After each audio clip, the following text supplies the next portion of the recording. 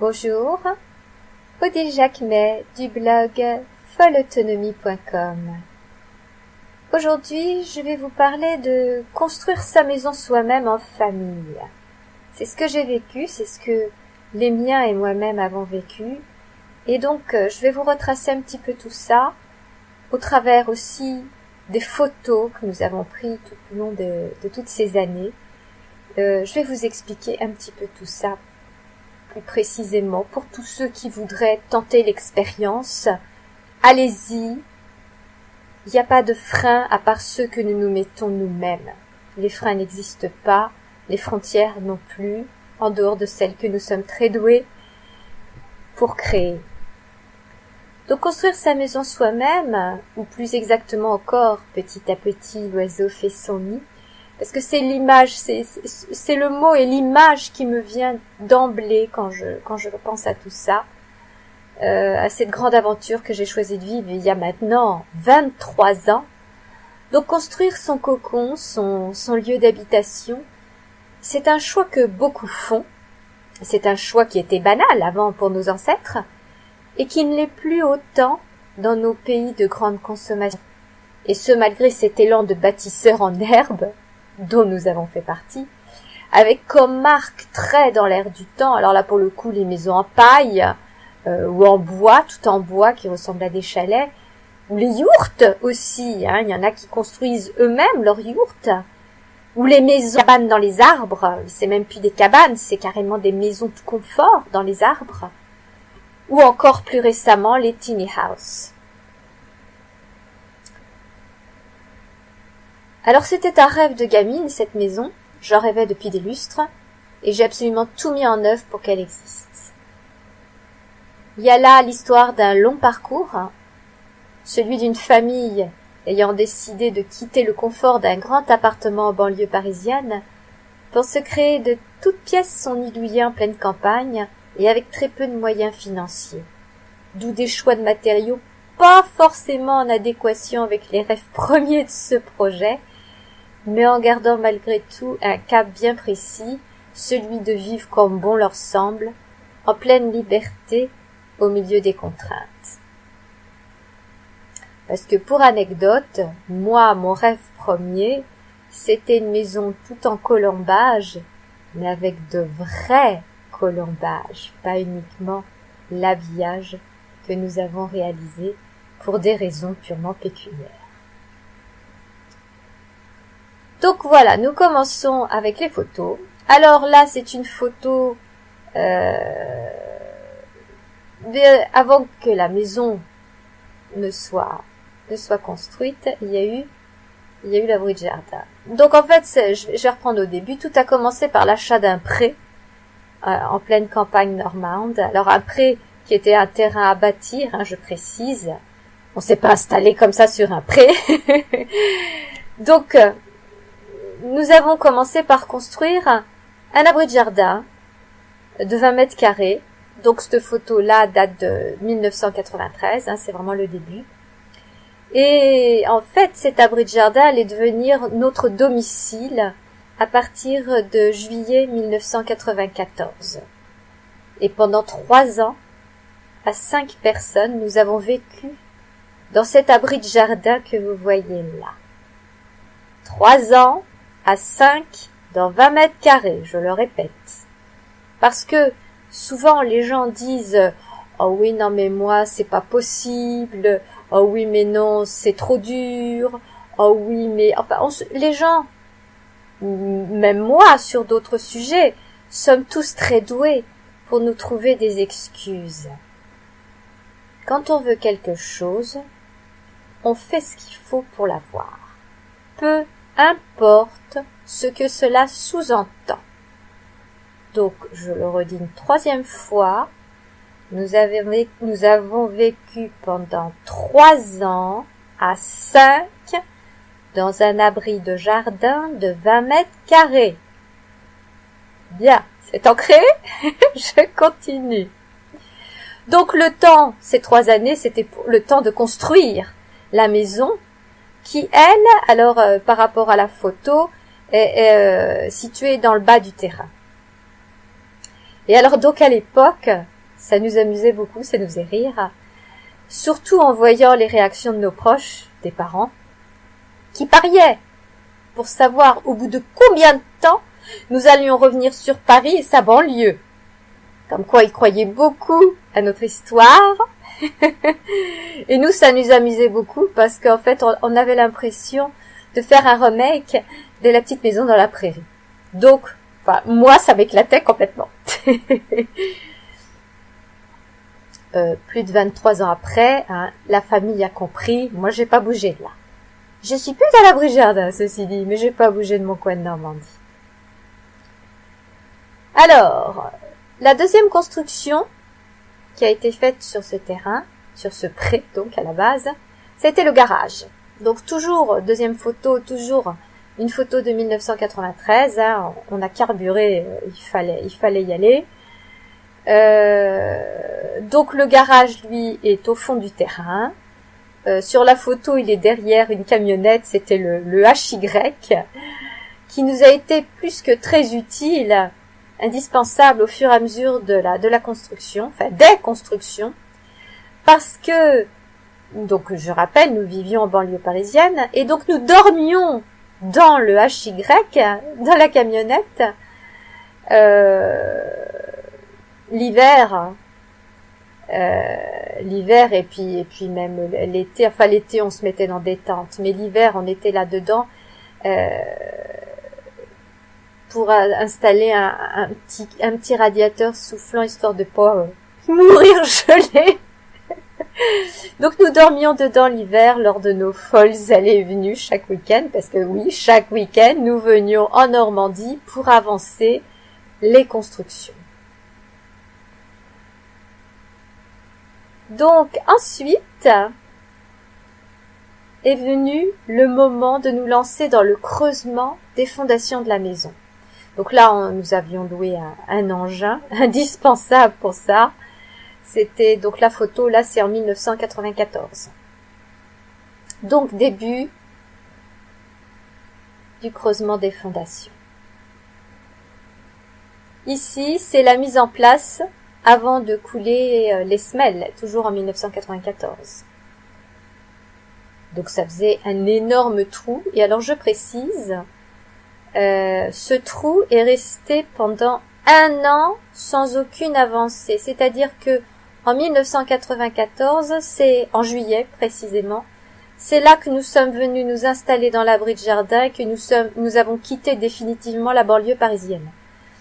Donc, il y avait le déménagement, il y avait l'installation de toute la tribu dans l'abri de jardin, et nous avions creusé les fondations, mais il fallait aussi, pour mon mari à l'époque, retrouver du travail en Normandie.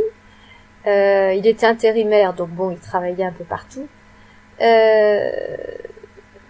Mais le trou est resté comme ça pendant 1 an, sans réelle avancée. Donc, après les semelles coulées, les premières rangées de parpaings en 94, là, les parpaings du vide sanitaire sont montés. Alors, il est particulièrement haut. Et en fait, il reste une cause de dispute au sein des membres de la famille, enfin de certains membres, 2 en particulier, parce que c'est un vide sanitaire, ce n'est pas une cave. Il y en a un qui rêvait d'une cave, mais il n'y a pas suffisamment de hauteur de parpaing pour se tenir debout. Donc ce n'est pas une cave, mais c'est plus haut qu'un vide sanitaire classique. On peut mettre du matériel dans notre cave très particulière. C'est une cave sans en être une. Ici, nous voyons les murs du rez-de-chaussée qui apparaissent, ainsi que les ouvertures pour les portes, les fenêtres, portes-fenêtres. Et donc là, c'est en 1995. Ici, les murs montent et on commence à voir les poutres. Donc les poutres en chêne que nous avions installées, toujours en 1995. Au même moment, à la même période donc, la vue est de l'extérieur. Donc là, on voit sur la photo une ligne plus sombre en haut au niveau des parpaings. C'est ce que l'on appelle la ceinture qui venait d'être achevée. Pour ceux qui n'y connaissent rien, on n'y connaissait rien non plus, hein. On a tout appris au fur et à mesure, hein. Je précise. Donc toujours en 1995, comme la précédente. Alors oui, pour la petite histoire, au départ, nous n'avions pas prévu de fenêtre sur la gauche de la porte d'entrée. Il y a un grand vide là. Nous pensions placer sur ce mur la cheminée. Et puis finalement, au fur et à mesure de la construction, on a changé d'avis. Donc rebelote, on refait les plans et demande d'autorisation pour avoir une ouverture en plus. Donc plus loin dans les photos plus prochaines, il y aura la fenêtre qui apparaîtra. Autre précision, nous avons fait les plans nous-mêmes de tout, absolument tout, puisque la maison faisait, alors si mes souvenirs sont bons, c'est moins de 160 mètres carrés. Je sais pas si ça a changé, enfin il me semble que c'était ça. Donc pas besoin d'architecte, nous faisions les plans nous-mêmes. Donc ensuite, là, un étage. L'étage en parpaing est monté. Et donc là, au sol, nous avons tout le bois de la charpente. La découpe de la charpente faite au sol, le montage au sol, toujours de la charpente, avant de lever les 3 triangles, puisque vous allez voir après, à main d'homme, c'est-à-dire avec des sangles, des cordes. Ils étaient 4 pour monter tout ça. Et chapeau bas les mecs, parce que c'était toute une aventure que cette charpente. C'était en 1995. Moi, je faisais la popote, je la regardais faire.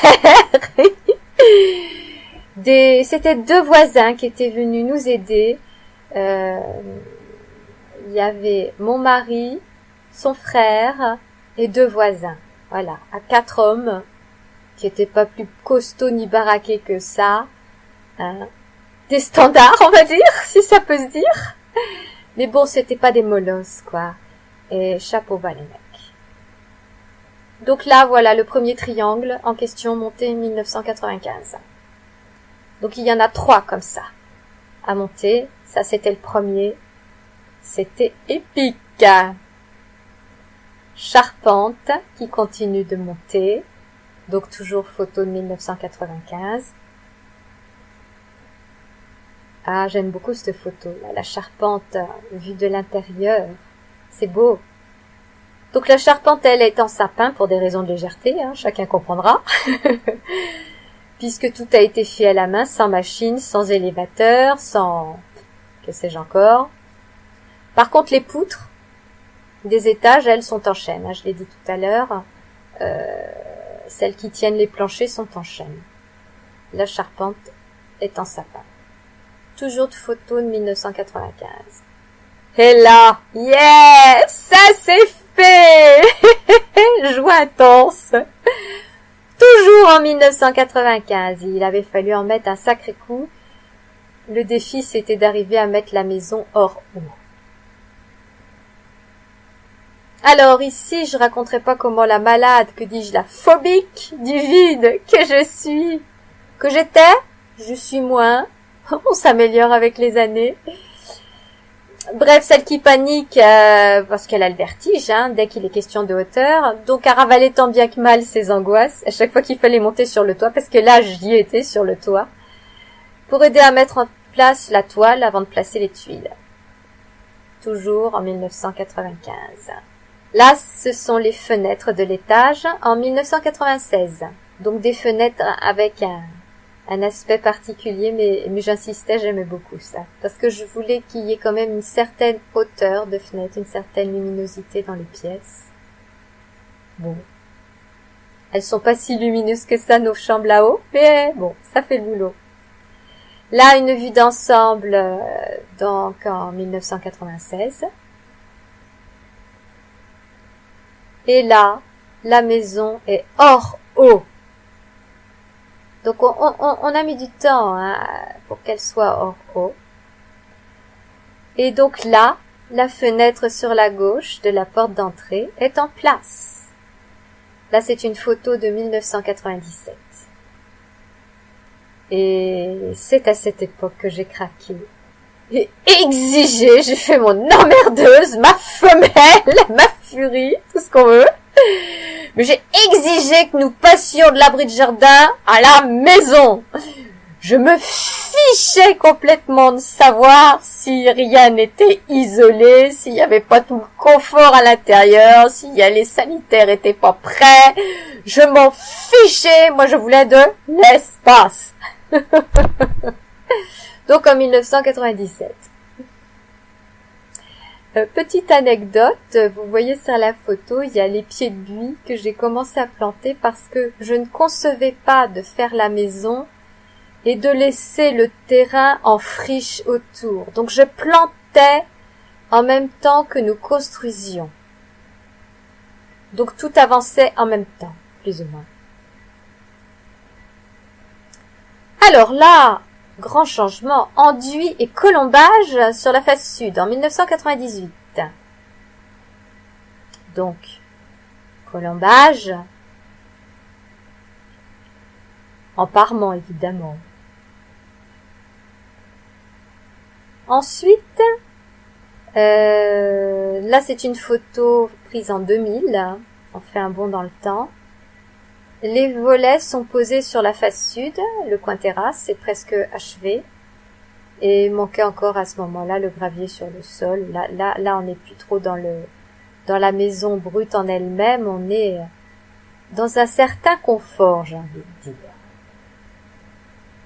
Face ouest de la maison, toujours en 2000, donc colombage et enduit fait. Alors, en dessous, on voit toujours les parpaings parce que on est censé, enfin le projet, c'est un soubassement en pierre. Pierres qui ne sont toujours pas faites en 2016, je précise. C'est un détail technique. Donc là, toujours photo de 2000. C'est la face est de la maison, donc le côté porte d'entrée.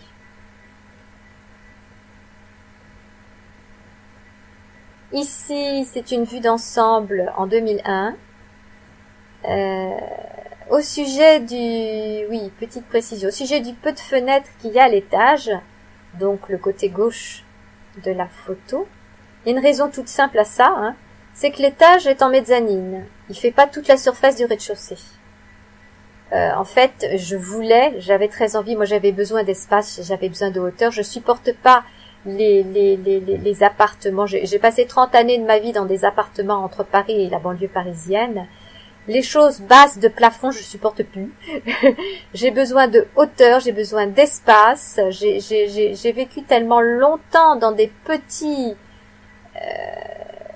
réduits, j'ai presque envie de dire, oui.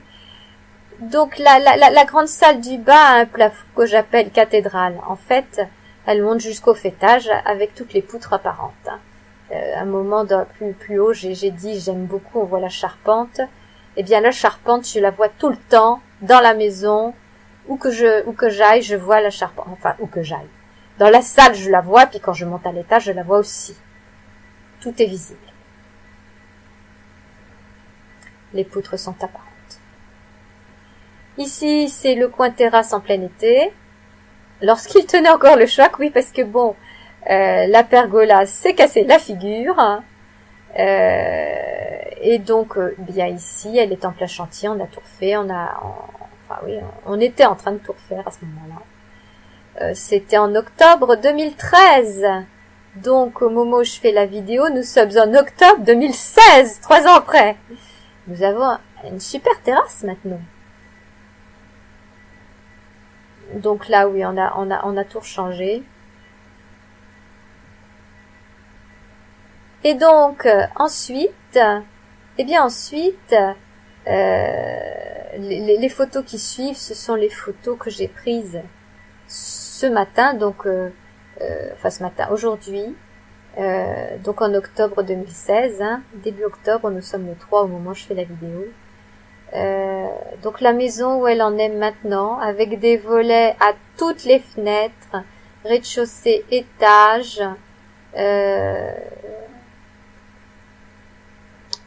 Et puis, il manque encore l'enduit à faire et les soubassements en pierre au niveau de l'aspect extérieur de la maison. Voilà. Donc en fait, j'ai mis toutes ces photos, j'ai fait cette vidéo pour montrer que ce parcours, c'est le mien, c'est celui de ma famille, mais qui que ce soit qui a un rêve de construction peut le faire. Ce n'est pas une histoire de finances, ce n'est pas une histoire de connaissances, c'est juste une histoire de le vouloir et d'être prêt à tout pour ça. Alors, quand je dis être prêt à tout, pas faire n'importe quoi non plus, hein, je parle de rien d'illégal, ni de, voilà, mais de se donner les moyens de faire. Donc c'est un témoignage d'expérience, que chacun en fasse ce qu'il veut.